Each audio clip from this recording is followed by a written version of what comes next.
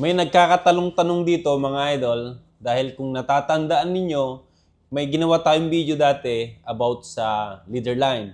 At nire-recommend ko na ang leader line nyo dapat ay mas malaki or mas matibay kumpara sa inyong main line. May message kasi rito or may comment dun sa mga previous na video natin.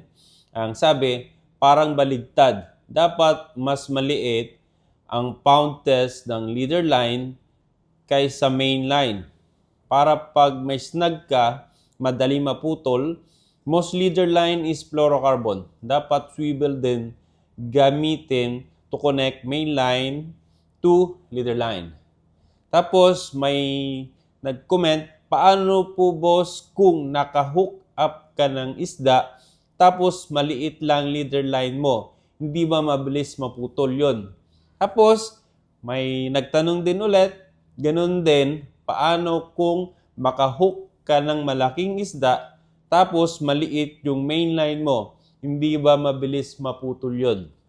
So, kaya ako nasabi na may nagkakatalong-tanong dahil paano daw kung ang mainline mo ay mas malaki yung iyong leader line kumpara sa iyong mainline at paano naman kung mas malaki yung mainline mo kumpara sa leader line mo. May dalawang senaryo din doon sa tanong, paano kung snag at paano kung fish fight.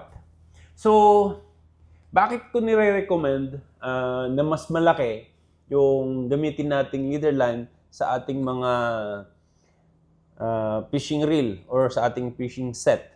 Number one, yung ginagamit kasi natin na pag-connect sa ating leader line to main line or main line to leader line ay FG nut.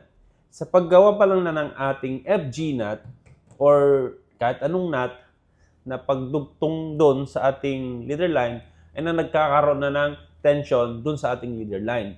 Ngayon, sample na lang to ha. May 10 pounds tayo rito at ang leader line natin ay 15 pounds. Pagka tinali na natin itong 10 pounds natin sa 15 pounds, nagkakaroon na ng tension doon sa leader line at pwede nang mag-caution ng magle-less na ng power yung ating leader line. So, paano naman kung 12 pounds at 15 pounds at 10 pounds yung ating leader line? So, maliit na, tapos lalagyan mo pa ng tension, mas hihina. Kaya nga tinawag ko, sinabi ko sa unang video natin mga idol na kaya tinawag na leader line, dapat matatag at malakas. Ngayon, dalawang senaryo din kasi yon, snag at fish fight. Kung snag, siyempre, angler strategy na yan. Diskarte na ng angler kung paano gagawin niya. Ngayon, kung na-snag ka at itong first scenario ang nangyari, malamang mapuputol dun sa main line. At kung na-snag ka at ganito yung scenario mo, scenario 2, mapuputol sa leader line. Pero kung fish fight naman, hindi na angler strategy pa rin, pero gagamit ka na ng drag system. So, hindi basta-basta mapuputol ang iyong main line na 10 pounds dahil ginagamitan mo ng drag system. Ganon din naman dito sa iyong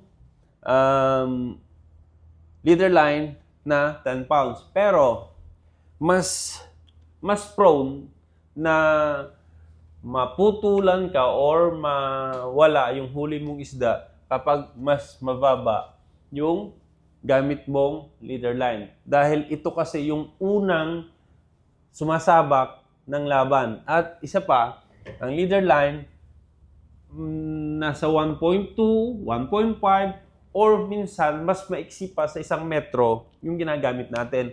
Di tulad sa ating main line na maabot yan ng 100 meters, 150 meters, 200 meters. So, makakapaglaro yung line natin gamit yung drag system at yung diskarte natin.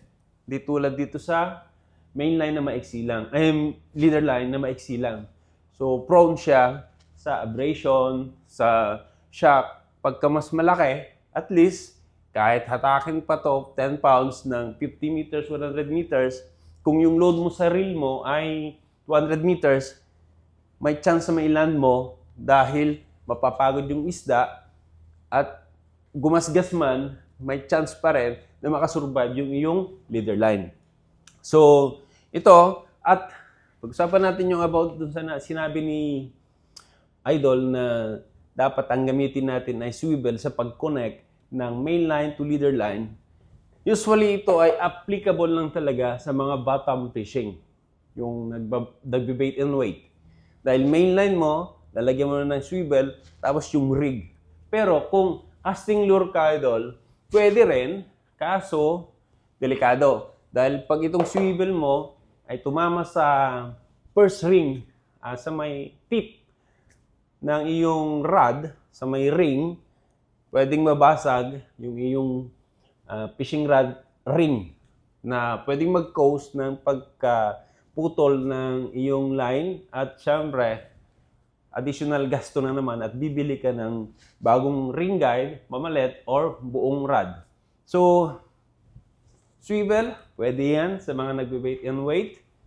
Pagka casting lure or jig, mas maganda mag-FG nut ka na lang, PR nut, or kung ano man yung na-test mo na maganda at mabilis para sa'yo na pag-connect ng leader line at main line.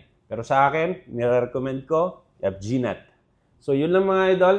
So, maraming salamat at God bless.